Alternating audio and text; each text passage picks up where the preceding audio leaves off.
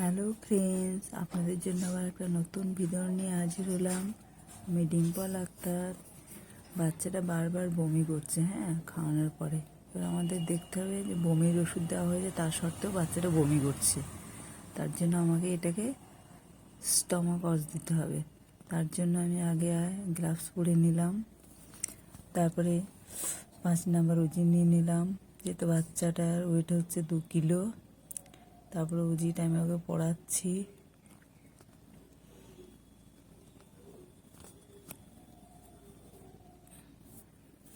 পেটের মধ্যে যদি নোংরা থাকে তাহলে কিন্তু বাচ্চা বমি করে।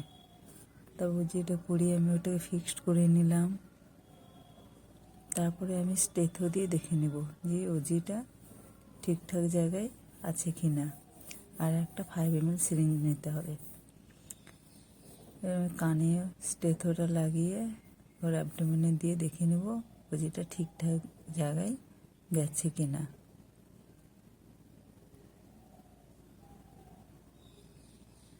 দেখে নিলাম ঠিক আছে। তারপরে ওর পেটের মধ্যে যে দুধটা আছে সেটাকে বের করে ফেলে দেব। আমি ওটা টেনে নিচ্ছি, দেখতে পাচ্ছেন বাচ্চাটা হজম হয়নি, ফেলে দিচ্ছি।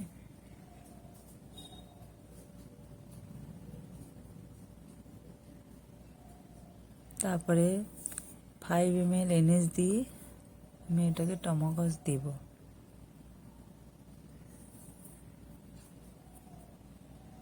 নতুন NS 5 ml টেনে নিলাম 5 ml সিরিঞ্জে।